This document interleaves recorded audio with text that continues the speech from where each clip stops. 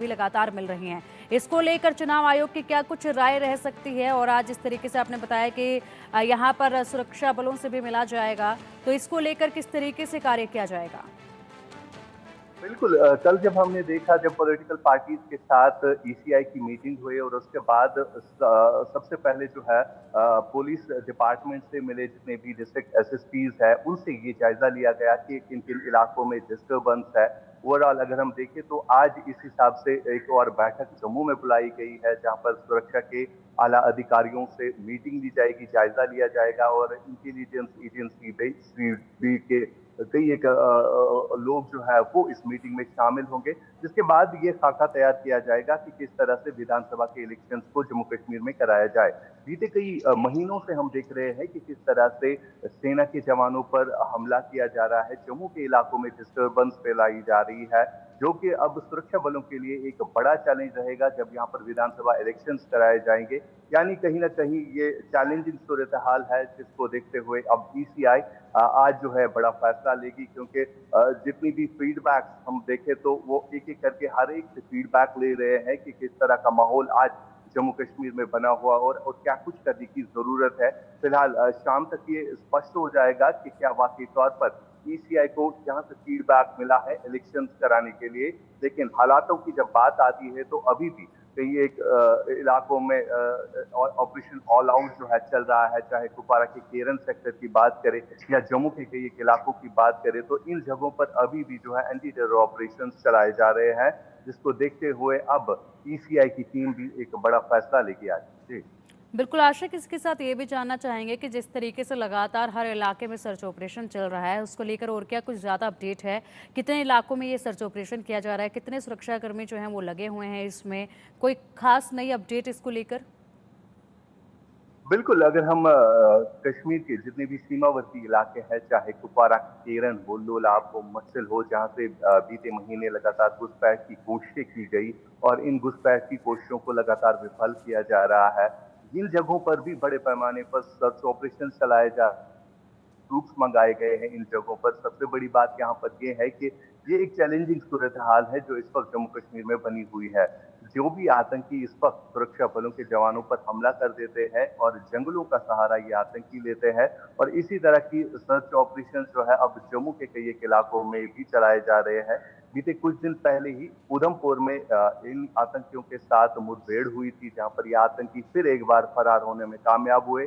और वजह यही थी जो फॉरेस्ट इलाके हैं जम्मू कश्मीर के, जितने भी जंगलाती इलाके बिल्कुल।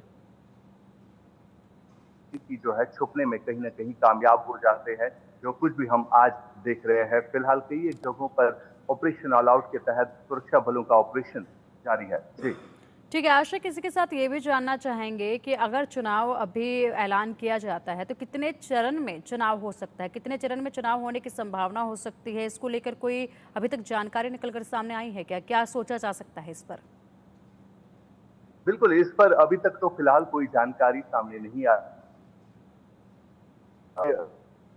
अगर हम जम्मू में हिसाब से चुनाव कराएंगे, क्योंकि ओवरऑल अगर ज्यादातर देखें तो जम्मू में कई टाइम से हालात जो है काफी खराब है। जम्मू में ही इस तरह के हमले हुए हैं। कश्मीर में अगर नॉर्मल सी है, लेकिन जम्मू के इलाकों में जिस तरह से डिस्टर्बेंस फैलाई जा रही है उसको देखते हुए चुनाव आयोग जो है आज एक अहम फैसला लेगा और उस पर बात होगी कि किस तरह से यहाँ पर चुनाव किए जाए। फिलहाल ये अभी स्पष्ट नहीं हुआ है कि किस तरह से यहाँ पर चुनाव कराया जाए, और फेज वाइज ये चुनाव जो है मुमकिन हो सकते हैं, क्योंकि इससे पहले भी जब यहाँ पर चुनाव होते थे तो फेज मैनर में कराए जाते थे, और आज जो है वैसा ही कुछ एक्सपेक्ट करते हैं। यहाँ पर लोग भी ऐसा ही एक्सपेक्ट करते हैं कि यहाँ पर पॉलिटिकल पार्टीज भी यही एक्सपेक्ट करते हैं कि मरहले के तौर पर यहाँ पर चुनाव किया जाए। जी ठीक है आशिक है, इसी के साथ अगर बात करें तो कल इलेक्शन कमीशन की जो टीमें हैं वो मिली थी राजनीतिक दलों से। क्या कुछ इस बीच चर्चा हुई है राजनीतिक दलों के साथ? राजनीतिक दल वहां पर कितने तैयार हैं चुनाव को लेकर? उनका क्या कुछ कहना है कि कब तक चुनाव हो जाने चाहिए? बिल्कुल, अगर हम बात करें जिस हिसाब से सुप्रीम कोर्ट की तरफ से के यहाँ पर विधानसभा के इलेक्शंस कराए जाए, तो यही बातें अब यहाँ पर पॉलिटिकल पार्टीज भी डिस्कस कर रही थी। खास तौर पर अगर हम नेशनल कॉन्फ्रेंस पीडीपी या कांग्रेस की बात करें तो इनकी तरफ से सबसे बड़ी डिमांड यही थी कि जल्दी से जल्दी यहाँ पर इलेक्शंस कराए जाए, क्योंकि केंद्र सरकार की तरफ से हमेशा ये दावा रहता है कि जम्मू कश्मीर में हालात जो है सामान्य है और जम्मू कश्मीर बदला हुआ है।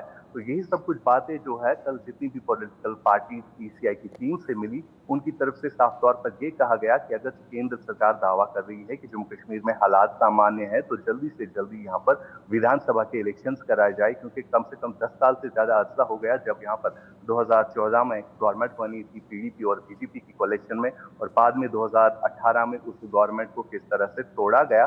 और 2019 के बाद जिस हिसाब से यहाँ पर अब स्थिति बनी हुई है, चाहे हम केंद्र सरकार का ही माने, तो यहाँ पर अगर से हालात सामान्य है तो यहाँ पर क्यों नहीं इलेक्शन कराए जा रहे हैं। ये सारी कुछ बातें जो है ईसीआई की टीम को यहाँ पर पॉलिटिकल पार्टीज ने भी बताई, और कल जब यही पॉलिटिकल पार्टीज ठीक है। मीडिया के सामने बयान दे रहे थे तो यही बात, इन ठीक है। बातों का जिक्र हो रहा था। जी जी। ठीक है आसिक, शुक्रिया आपका इन तमाम अपडेट्स के लिए।